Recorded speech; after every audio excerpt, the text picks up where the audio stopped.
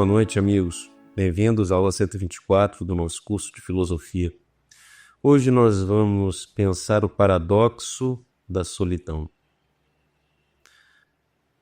O fenômeno muito comum no nosso tempo, no qual as pessoas estão hiperconectadas, têm dezenas, centenas, milhares de amigos virtuais e ainda assim encontram-se isoladas socialmente, afetivamente, de sua família, de seus amigos, das pessoas com quem ela gostaria de estar. E muitas vezes a pessoa busca esse isolamento.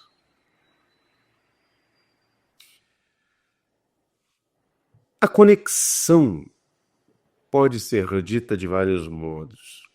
O que é conexão? Há a conexão física, há a conexão virtual, digital, há a conexão existencial, há a conexão afetiva. Há muitos modos de se conectar a alguém. Mas o que significa conexão etimologicamente? Ela vem do latim, vem do nectere, que é ligar, que é juntar, que é, enfim, que vai dar inclusive no nosso nó, ele deriva de néctere, e vem de com, que significa a mesma coisa em português praticamente, é estar junto, né? Então, connectere, conectar, é juntar, né? É justamente ligar duas pessoas, dois pontos, duas coisas. E estamos conectados digitalmente a todos os outros.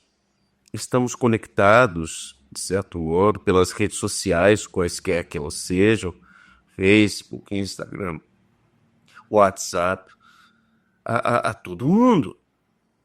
E estamos também conectados de vários outros modos, digitalmente falando. Estamos conectados pelos smartphones, que não é o meu caso aqui. Estamos conectados por dispositivos inteligentes nas roupas, nos óculos. Inteligentes, eu digo aqui, com certa cautela. Já dei aula sobre inteligência artificial e arte. A aula está aqui no curso, gravada, né? Então é isso que eu tenho a dizer, que eu não vou trazer para a aula de hoje, porque senão nós vamos nos perder no mundo da inteligência artificial e não vamos chegar ao problema do paradoxo da solidão. Então nós podemos ter uma conexão feliz e uma conexão infeliz. Do mesmo modo, podemos ter uma solidão infeliz e uma solidão feliz. E isso de podermos ter uma solidão feliz é um pouco estranho em nosso tempo. Você que está assistindo ao curso certamente conhece a solidão feliz, que é a solidão da qual falava, por exemplo, Gaston Bachelard, a solidão da leitura de um bom livro, né? A solidão da reflexão, que é a solidão do filósofo. E você conhece certamente porque você não estaria fazendo o nosso curso se você já não tivesse essa busca do conhecimento que nós encontramos nos livros, encontramos no convívio cuidadoso, né, e amistoso com quem participa dessa busca. Encontramos, sobretudo, na nossa viagem interior, que somente pode ter lugar no momento da solidão. Solidão que não significa necessariamente estar sozinho materialmente, né? É possível estar entre outros e numa solidão feliz ou numa solidão infeliz. A solidão feliz é aquela que entende a necessidade da solidão. A solidão feliz é aquela na qual nós aproveitamos essa desconexão com o propósito de pensar, né? Com o propósito de mergulhar na nossa alma, com o propósito de ler um bom livro, com o propósito de ter uma experiência estética, talvez, uma música. E a solidão infeliz é aquela que, no momento em que se descobre solitária, busca desesperadamente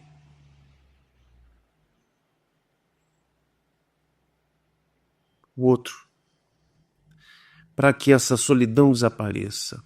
A solidão infeliz é uma solidão insuportável. É uma solidão ruim.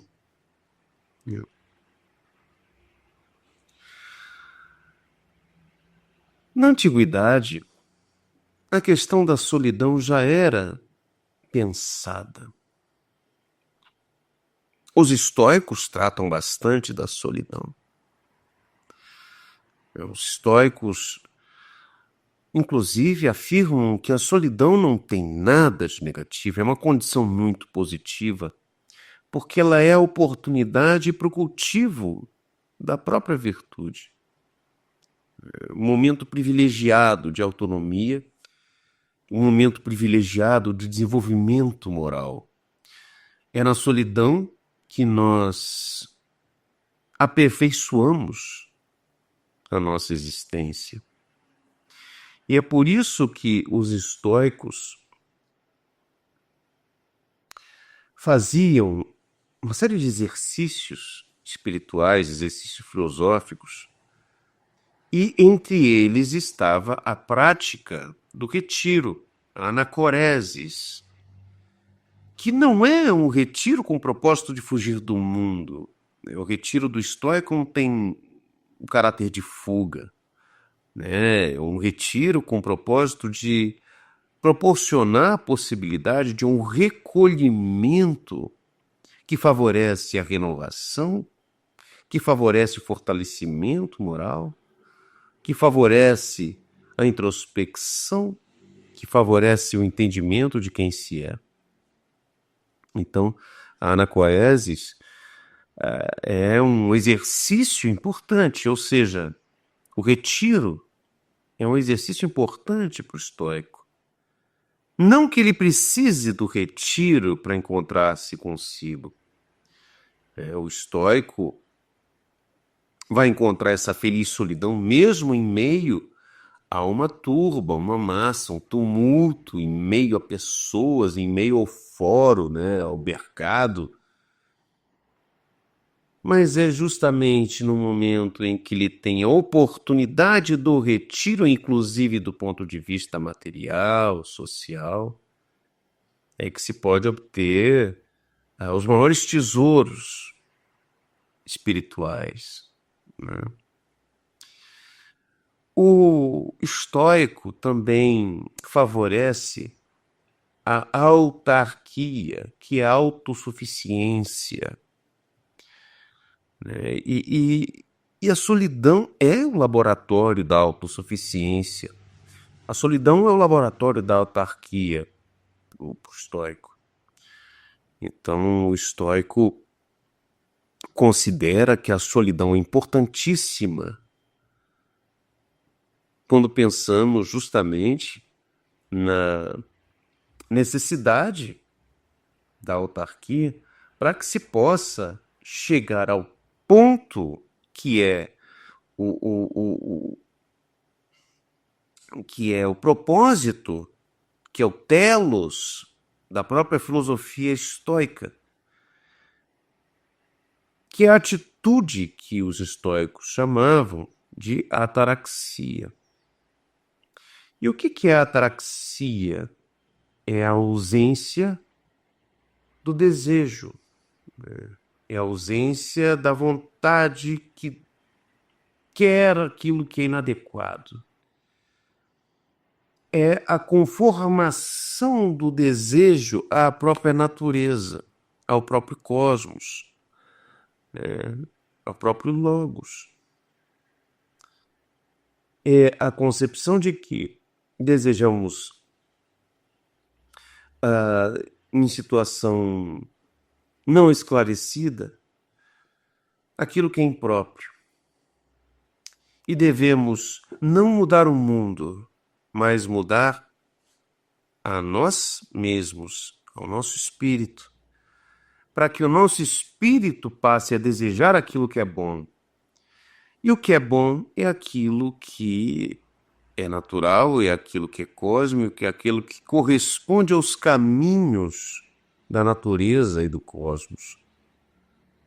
Então nós vamos aprender no estoicismo a desejar aquilo que já nós somos e a desejar que a vida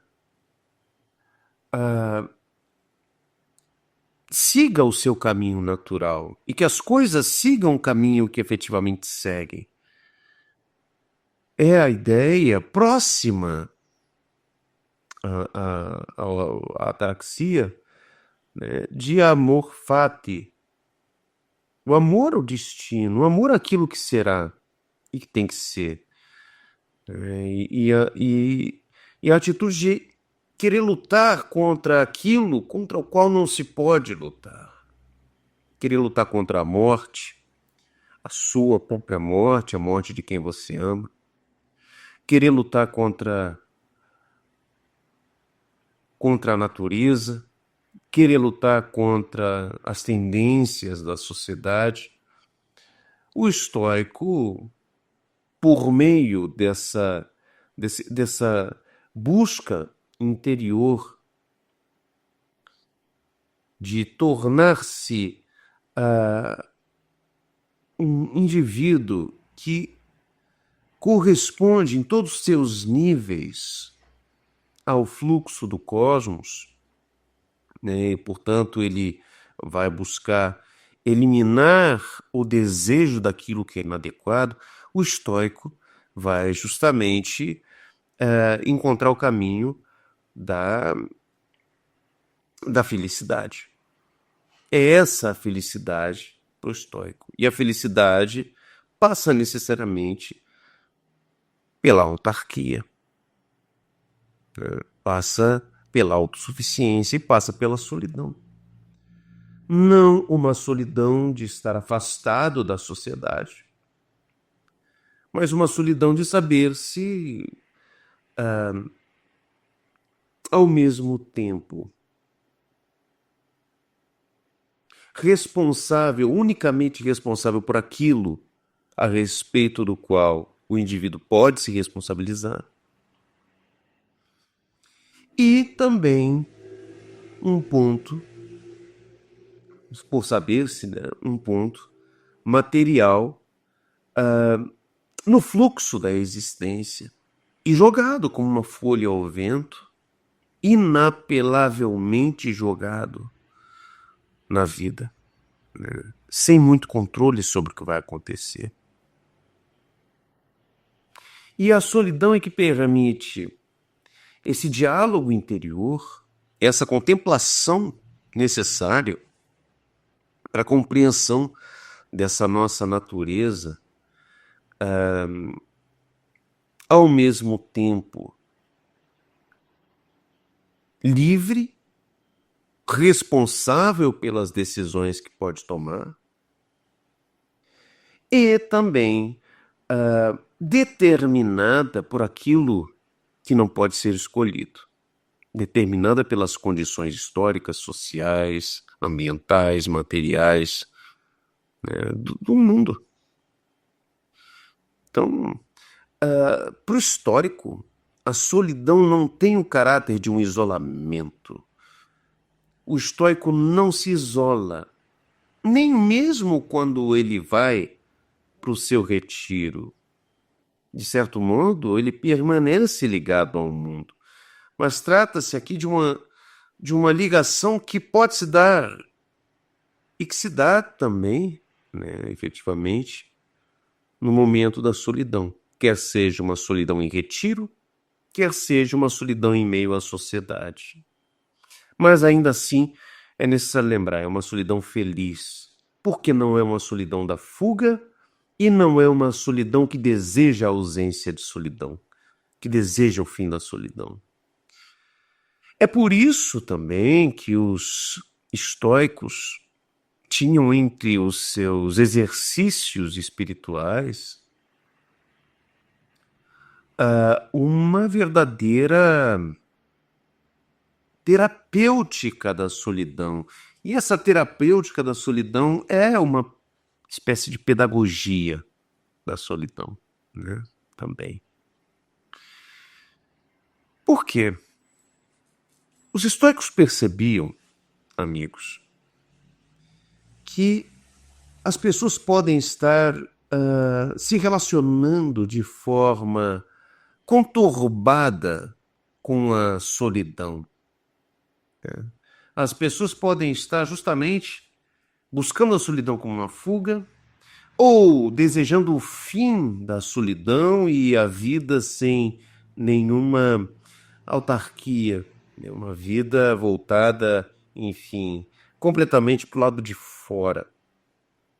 E esses distúrbios da relação do ser humano com a solidão produzem consequências, né, no espírito. E elas produzem uma inquietação constante, né? Quando você não sabe encontrar paz na solidão, você está sempre numa inquietação que não para, uma agitação interior que não para. Você tem, por isso, uma necessidade compulsiva de distrações, né? E que distrações são essas no nosso tempo? São seriados de Netflix, seriados dessas empresas, da Amazon, Netflix, etc.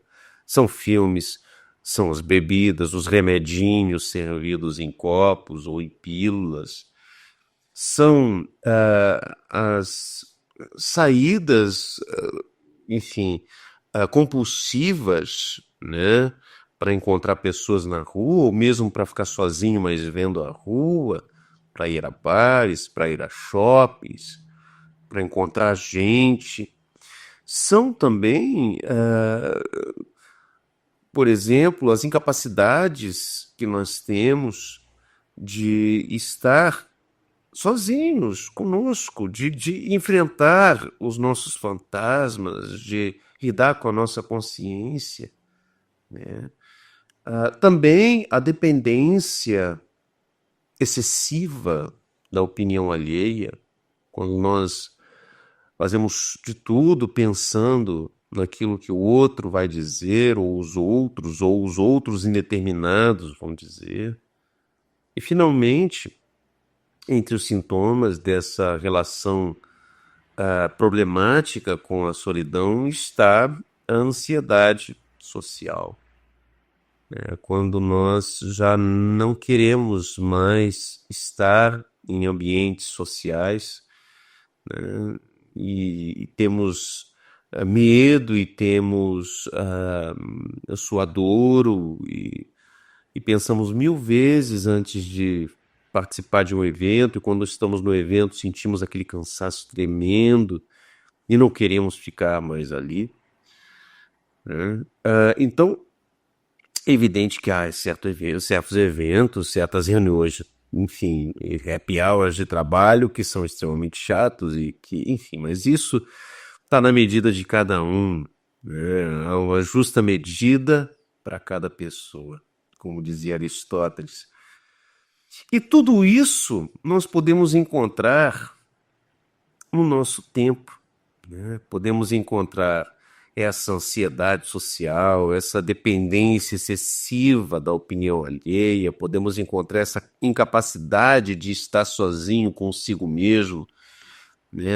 Essa necessidade compulsiva de distração, que talvez seja a grande marca da psique do nosso tempo. Podemos também encontrar finalmente essa inquietação constante, que nunca se esgota, e a pessoa quer dormir não consegue dormir porque ela está inquieta, né?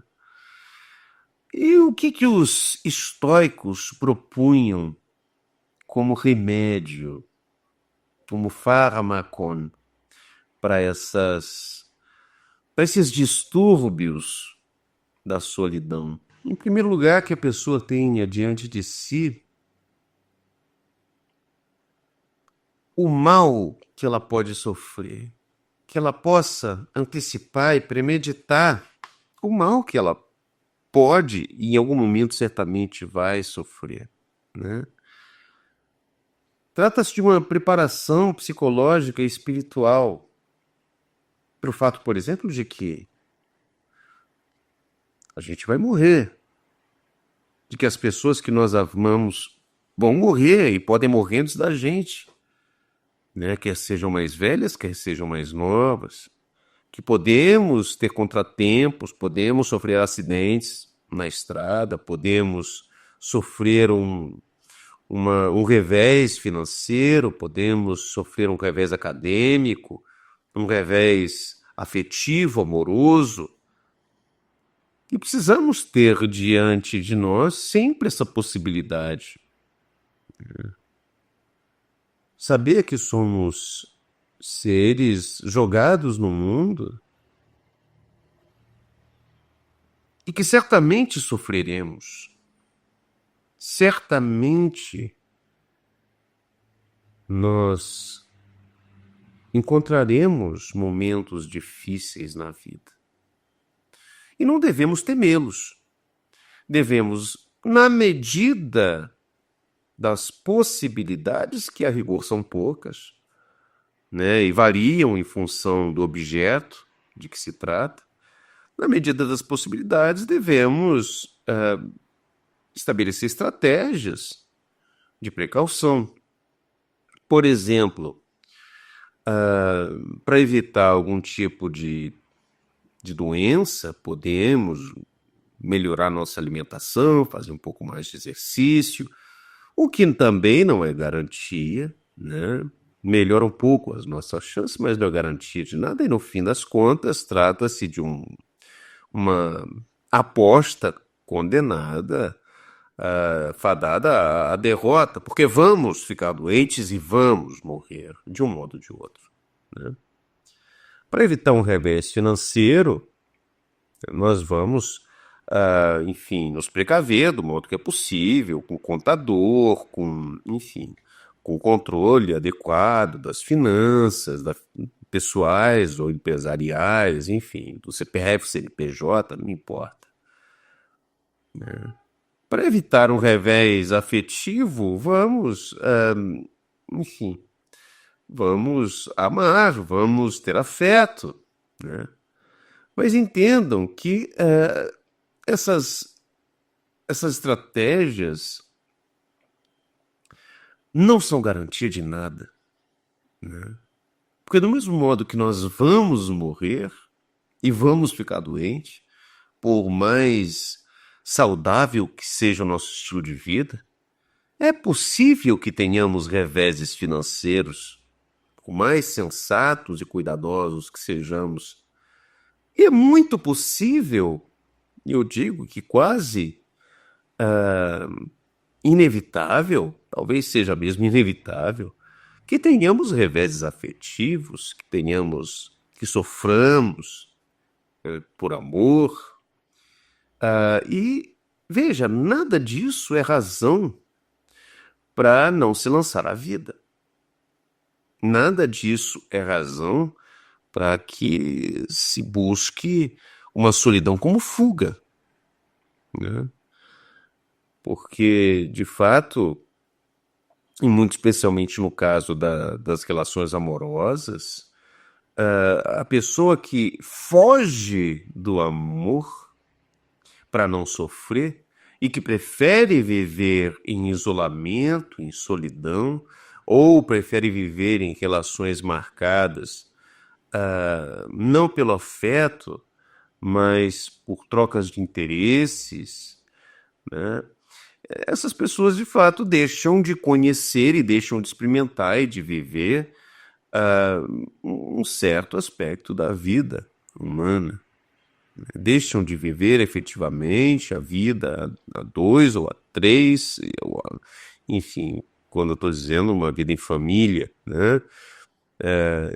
Nós aqui em casa vivemos uma vida a quatro, somos eu, Bruna e as duas crianças. E para viver em família é necessário não ter essa paralisia, essa fuga, essa atitude de fugir, né? Porque é óbvio que eu posso ter um revés amoroso, financeiro, um revés físico, eu posso morrer, e qualquer um de nós, de minha casa, pode morrer também, porque nós somos mortais. Isso não é razão para não viver.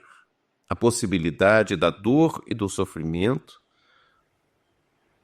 não é razão para evitar a vida em conjunto, né? Porque, a rigor, a vida é arriscada, né?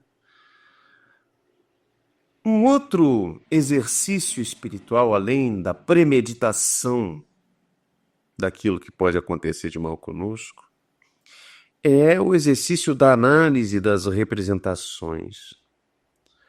Isto é, nós devemos examinar as imagens, as representações que nós temos, que nós recebemos, que recebemos da família, que recebemos da literatura, que recebemos, sobretudo, da indústria cultural, né? Do cinema, dos seriados, da televisão, da música. Então, nós recebemos representações prontas e vamos construindo a nossa representação de mundo, a nossa visão de mundo a partir dessas representações recebidas. E eis o problema de nos alimentarmos com qualquer coisa, com qualquer seriado, com qualquer filme, qualquer música. Porque tudo aquilo com que nos alimentamos passa a constituir quem nós somos e como nós nos situamos no mundo. Isso é muito real e muito sério, né? Se nós estamos acostumados a assistir a programas, a sitcoms americanos, nós vamos acabar por pensar como as personagens. E pior, nós não vamos perceber isso, porque nós sofremos de um ponto cego que não nos permite enxergar o quão ideológica é a nossa visão.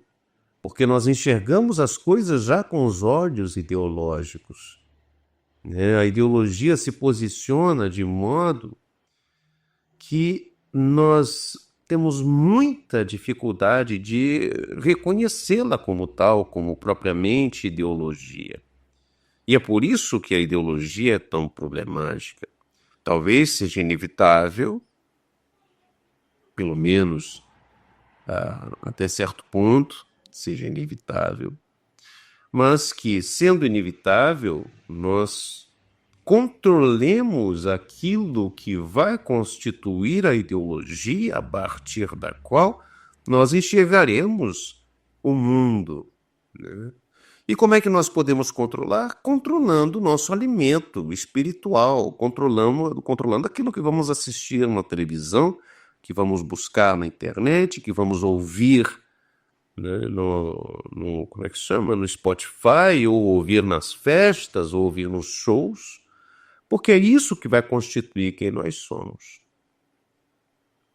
E não dá para evitar, né? A pessoa que, por exemplo, assiste a programas ou a canais do YouTube, do Instagram, né, ou escuta certas músicas e pensa, não, mas eu vou conseguir separar aquilo que eu ouço daquilo que eu sou. Essa pessoa é ingênua, essa pessoa está tendo uma atitude naiva, uma atitude infantil, porque não dá para fazer isso.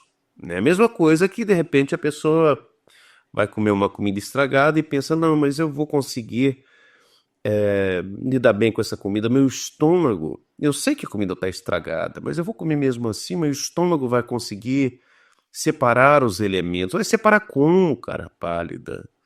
Né? Você vai se envenenar se você comer comida estragada.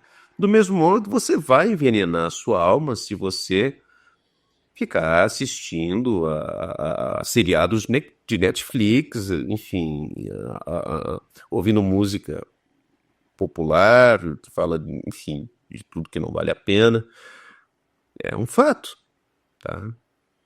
Então, é um exercício de análise das representações que é necessário e, consequentemente, de escolha das representações que vamos adotar. Além disso, um terceiro exercício espiritual dos estoicos é o de colocar as coisas e a própria existência da pessoa em perspectiva. Como assim? É visualizar, em primeiro lugar,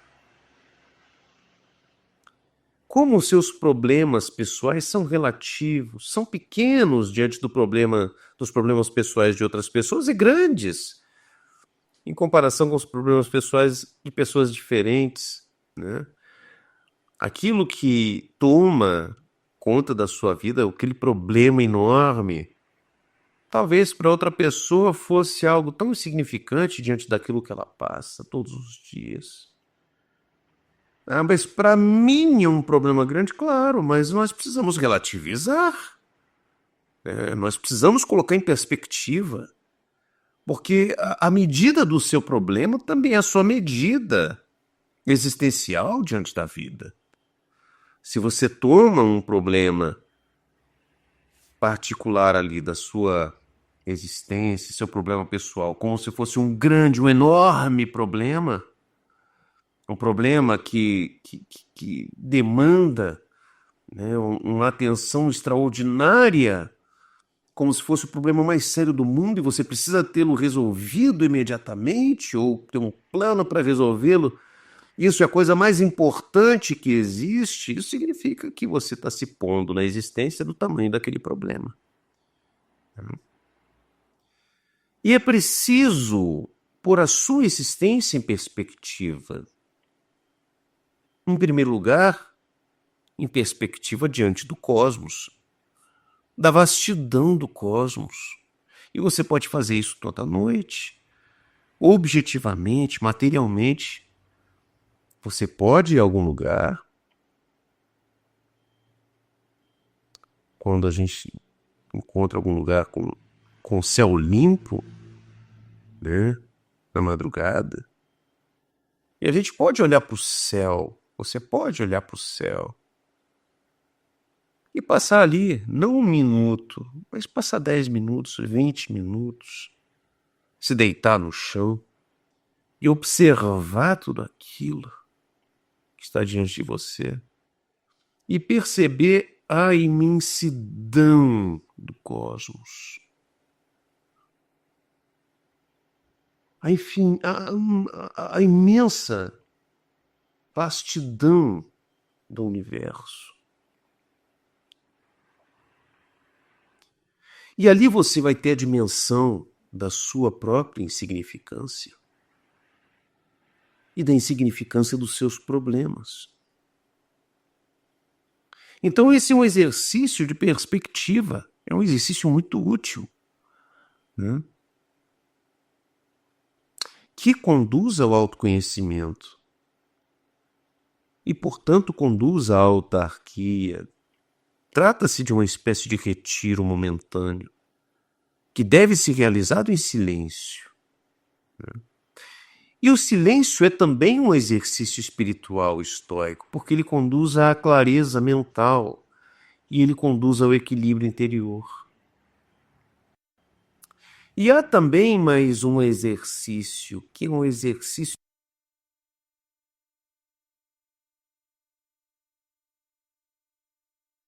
da consciência da postura adequada, da consciência dos seus próprios músculos e do relaxamento dos músculos, né? Trata-se também de um exercício de, de, enfim, de reconhecimento da sua própria existência, um exercício espiritual estoico também. E estoico e de muitas outras tradições, né? Esse exercício de, em primeiro lugar, tomar consciência da sua própria respiração, da sua própria vida. Talvez, se você conseguir, do batimento dos seus corações. E não simplesmente tomar consciência e pronto, e seguir a vida, não. É parar ali, investir um tempo, investir 5 minutos, 10 minutos, tomando consciência da sua respiração, da sua postura, dos seus músculos. Então, os estoicos, com esses exercícios filosóficos, querem apontar para o fato de que a solidão que é necessária para a realização desses exercícios, a solidão, o silêncio, né, o retiro, ainda que seja um retiro curto, de minutos e não de dias, podem nos conduzir ao caminho do autoconhecimento. E trata-se, neste caso, evidentemente, de uma solidão feliz. Agora, é muito interessante que boa parte desses exercícios foi acolhida pelos movimentos monacais da Idade Média, dos monastérios, né? E eles também compreendiam 2 sentidos para a solidão, um sentido positivo e um sentido negativo. E os monges medievais entendiam que existia um primeiro estado de solidão, que é o estado de desolatio. É a desolação. É o estado negativo de abandono, de angústia, de isolamento, mas de um isolamento infeliz. E esse estado contrapunha-se a um outro tipo de solidão, né, que era a solitude, que é justamente a solidão feliz, a solidão produtiva espiritualmente, a solidão que serve para que nos encontremos conosco, né, e com o próprio Deus. É a solitude. E ela se diferencia de um modo muito profundo e muito radical da desolatio. Porque, enquanto a solitude é prenhe de possibilidades espirituais, a desolatio só pode produzir o mal, porque ela produz, sobretudo, a assídia. Ela produz um profundo tédio espiritual, uma inquietação da alma. Ela produz um bloqueio que impossibilita a contemplação, que impossibilita o diálogo interior produtivo, né? E trata-se aqui de uma solidão, a desolatio, a solidão da desolação. Trata-se de uma solidão que nós podemos enxergar em muitas pessoas hoje. É uma solidão inquieta, né? Uma solidão angustiada. Ainda que essas pessoas tenham vários amigos, reais ou virtuais, ainda que essas pessoas vivam em família, elas encontram essa solidão. Do mesmo modo que a solidão, né, da solitude pode ser vivida, inclusive entre os medievais, numa comunidade. Lembremos que o mosteiro era uma comunidade. em que os monges, ainda aqueles que que estivessem no retiro e que praticassem o silêncio, né, ainda que eles permanecessem solitários, eles estavam numa comunidade. Eles trabalhavam juntos, muitos trabalham juntos, eles almoçam juntos, jantam juntos, oram juntos, né? Participam ali de uma vida em comunidade e ainda assim estão numa solidão feliz, numa cela, né? Numa cela material ou espiritual, uma cela interior, que é uma feliz cela, porque a cela do monge é o seu local de trabalho, não somente do trabalho intelectual, mas também do trabalho espiritual, né? Então, a cela é um lugar feliz, ainda que solitário, e talvez feliz justamente por ser um local de solidão, dessa solidão feliz, da solidão da solitude. Uma solidão que exige muita disciplina, especialmente disciplina espiritual, exige, no caso dos monges, muita oração, para que não se torne uma desolação, para que não se torne angústia, abandono, né? E essa atenção e esse cuidado, que podem, inclusive, se valer de exercícios espirituais, à maneira daqueles exercícios de que falamos aqui, dos estoicos, né? Exige muita atenção. É necessário que se mantenha atento para que o estado de solitude não se torne um estado de desolácio, para que a solidão feliz não se torne uma solidão angustiada. E vejam, é justamente esse o tipo de atenção espiritual que não se costuma ter. Porque em vez de uma serena contemplação, né, de serenos exercícios que visam ao autoconhecimento e ao posicionamento do sujeito existencialmente no mundo, em vez disso tudo, muitas pessoas realizam o exercício de alimentação do corpo e do espírito com lixo processado, né? Quer seja o lixo processado do alimento material, quer seja o lixo processado da indústria cultural. E é claro que o resultado será horroroso. É claro que a solidão tornar-se-á desolação, tornar-se-á abandono, angústia. E vejam, amigos, um topos, né, um ponto aqui importante no modo de vida do monge medieval era o deserto.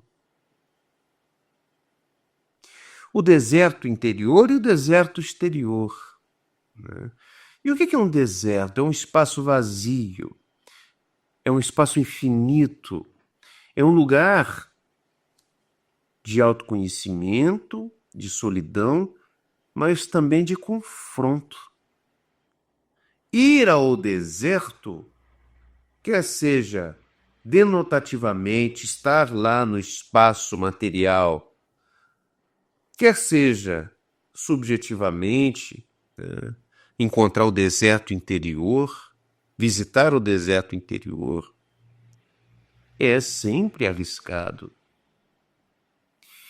Porque o deserto, embora seja um espaço infinito, vazio, é também um espaço de possibilidades infinitas e de conexões, porque o deserto vai dar em qualquer lugar, né? E as pessoas cruzam o deserto, os seres cruzam o deserto, e seres venenosos habitam o deserto e cruzam também o deserto. Então o deserto é um lugar de confronto com os demônios. É um lugar de procura de Deus e de enfrentamento do demônio ou dos demônios também. O deserto é o lugar de vida e de morte. O deserto é o lugar de salvação e também de perigo. O deserto é o lugar de encontro, mas também é um lugar de perdição. E tudo isso está presente nesse símbolo que é o deserto. E o deserto é muito importante nesse processo de solidão, porque a solidão é um deserto. Ela pode nos elevar ou ela pode nos destruir. E qual é a diferença do caminho que sobe para cima e do caminho que leva para baixo? O caminho é o mesmo. A diferença é a nossa atitude. No deserto exige-se atenção constante, exige-se disciplina. No deserto exige-se jejum físico e espiritual. E quando não se tem nada disso, é que se cai.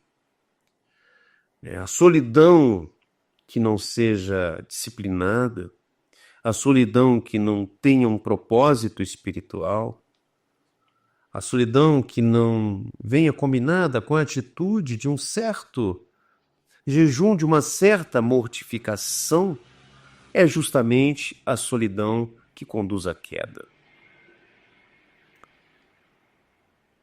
Os monges medievais, os místicos, os sábios do deserto, os santos do deserto, sabiam bem disso. Mas as pessoas no nosso tempo não sabem. Não entendem que a solidão seja justamente um deserto neste sentido. Que seja uma oportunidade e também um risco. Que seja a vida e a morte. Que seja um encontro com quem? Consigo mesmo e com o sentido da existência, mas também a perdição.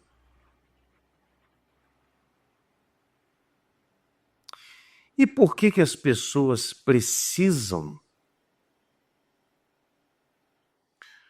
preencher esse momento da solidão, do deserto, com tantas novidades, com tantas coisas diferentes, com seriados, com música, com saídas, passeios, viagens? Por quê? Blaise Pascal, de quem já falamos aqui no nosso curso, tem a resposta, me parece que é uma resposta muitíssimo correta. Para Pascal, a solidão é em si a própria situação metafísica do homem, né? E é uma situação na qual o homem se coloca diante da sua finitude e da sua relação com o infinito, né? Então nós estamos solitários, cada um de nós, entre a vida animal e a vida divina. E o homem está aqui nesse ponto. O homem é um caniço pensante que sabe que é um caniço pensante, como diz Pascal nos Pensamentos.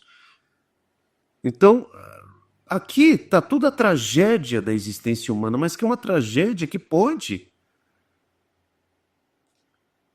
conduzir o homem a uma visão superior das coisas, uma visão divina das coisas. Porque ele sabe que está correndo perigo o tempo todo, ele sabe quão insignificante ele é. Nós sabemos disso. E é justamente esse saber que nos torna excepcionais, muitíssimo dignos. E é justamente aqui que o homem se confronta com a sua miséria e com sua grandeza. Nós somos, ao mesmo tempo, miseráveis e grandes. Mas nós só percebemos isso quando podemos ter o tempo, o espaço, a ocasião da introspecção, da reflexão, da contemplação, da meditação. O problema é que isso é doloroso, porque nós vamos nos confrontar com o fato de que há um vazio existencial que não pode ser preenchido em nós. E mais, nós vamos morrer sem preenchermos esse vazio, e nós vamos morrer. Além disso, podemos perguntar a vida toda sobre o sentido da existência e da morte para o universo, e o universo vai manter-se silencioso. E podemos buscar Deus, perguntar a Deus, e Deus igualmente manter-se-á em silêncio. O universo está em silêncio. Deus está em silêncio. E eles não nos respondem. E, enfim, diante disso tudo, nós reconheceremos a nossa absoluta insignificância. E a absoluta insignificância das nossas perguntas e da nossa vida. E isso somente é possível quando nós nos calamos na solidão. Na solidão feliz, na solitude. E caso não tenhamos a coragem de enfrentar esse vazio e esse silêncio e essa insignificância, toda a solidão vai nos parecer, para nós, uma desolação, um isolamento, um abandono, uma angústia. E o ser humano quase nunca consegue ter a coragem de enfrentar a falta de sentido e o silêncio do universo, de Deus, e o seu vazio. E por isso, quase sempre, e eis aqui a resposta, amigos, quase sempre a solidão é entendida como uma terrível situação, com um terrível estado, e produz angústia. E é por isso que, nas palavras de Pascal, todo o infortúnio e todo o sofrimento do homem tem uma só causa, que é o não saber o que fazer quando se está sozinho num quarto. Deixe qualquer homem dentro do quarto, ele vai começar a inventar jogos, brinquedos para si mesmo, mexer as pernas, mexer os braços. Caso não tenha o celular, porque se ele tiver imediatamente, o celular vai transportá-lo para um mundo de conexões. Mesmo que seja um celular sem internet, porque ele vai abrir um joguinho da cobrinha, um Tetris, e vai ficar jogando. Porque para o homem, a solidão e o silêncio quase sempre são insuportáveis. Porque a solidão e o silêncio conduzem à compreensão de que ele carrega em si um vazio que não pode ser preenchido. E esse vazio dói. E ele busca aquilo que não pode ser encontrado. Ele busca respostas que não podem ser ouvidas. E ele é insignificante. E ele não tem valor nenhum diante do universo. E ainda assim ele traz toda a responsabilidade do mundo, porque ele possui o divino dentro de si e, portanto, possui a liberdade dentro de si. E ele é responsável por tudo o que se passa em sua vida. Por tudo. Absolutamente tudo. E é por isso que na nossa existência, o que nós buscamos o tempo todo é divertimento. É a fuga, é a distração, é o entretenimento. E, para Pascal, a sociedade propriamente é um sistema de distrações.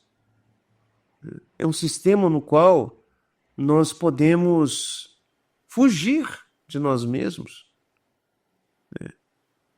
E a onipresença em nosso tempo do entretenimento, no celular, na televisão, na música, é a própria fuga.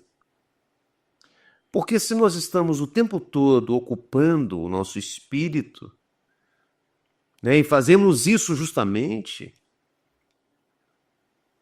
com esse propósito, se nós estamos o tempo todo ocupando o nosso espírito, nós nunca estaremos numa situação, num estado de solitude, de contemplação, de aprofundamento. Estaremos sempre fugindo. Fugindo de quê? De nós mesmos. Fugindo da compreensão do nosso real estado, da nossa real situação na existência. Então, amigos, concluindo esta aula,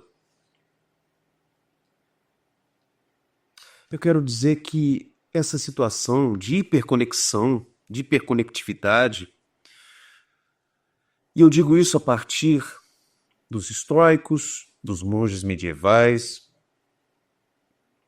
de Blaise Pascal, essa nossa hiperconexão digital do nosso tempo, ela é a mais sofisticada fuga produzida na história.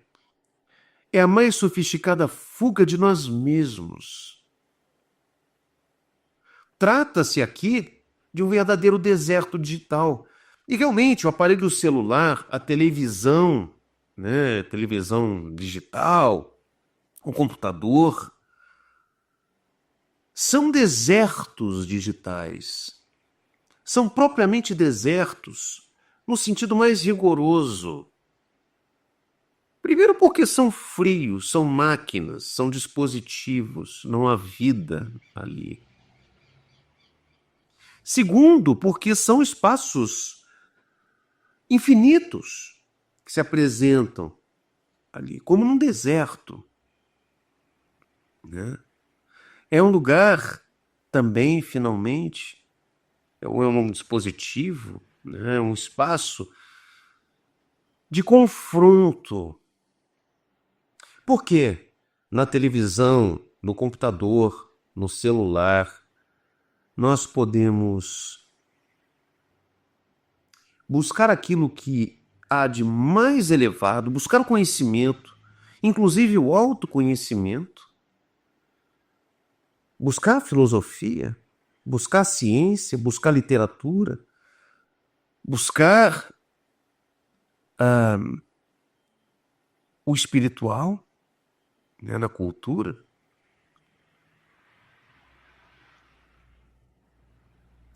E podemos também acabar perdendo por preguiça, por covardia, perdendo o confronto com o próprio demônio, né? Metaforicamente falando, evidentemente, o demônio do deserto, que no nosso tempo é muitíssimo aprazível, é gostoso. Perder o tempo da nossa vida, né, pondo para dentro, consumindo, nutrindo o nosso espírito de lixo industrial. Então,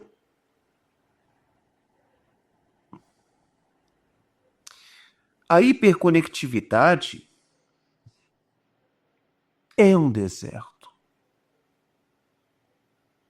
no qual nós recebemos uma educação para a solidão, só que é o contrário.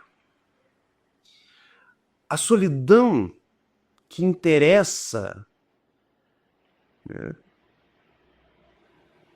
no plano da hiperconectividade é justamente a solidão desesperada que busca o outro. Porque as redes sociais, as empresas de seriados, a indústria cultural se alimenta, amigos, justamente dessa desolação que nós temos. Então ela precisa produzir a desolação. Ela precisa produzir a assídia. Ela precisa produzir o tédio espiritual, a inquietação da alma. Ela precisa nos afastar da ataraxia estoica. Porque na ataraxia nós estamos satisfeitos, nós não queremos desejar nada.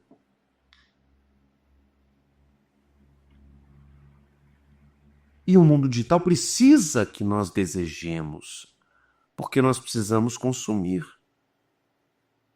Então trata-se de uma anti-educação para a solidão, porque é uma educação que vai valorizar somente a solidão desesperada e não haverá o espaço para a solidão feliz. A solidão nunca é feliz no mundo digital. E nessa situação de desesperada solidão conectada, nós recebemos uma educação propriamente, uma alimentação espiritual, que é o contrário da alimentação que nos conduz à ataraxia, que é uma educação que alimenta a nossa alma, que nos conduz. E aí vou inventar um novo termo, vou fazer um neologismo grego. Nos conduz à hipertaraxia. Veja, a ataraxia é a ausência de desejos. A hipertaraxia é a proliferação de desejos. É o excesso de desejos. E é para aí que o nosso mundo digital, se não estivermos atentos, concentrados, preparados por exercícios e com uma finalidade muito bem estabelecida, é para aí que nós seremos conduzidos. é para esse tipo de demônio do deserto, né? Enfim, o mal não está no deserto. Entendam, amigos. O mal não está nas ferramentas digitais, como esta aqui, né? O mal está na nossa atitude de não levar a sério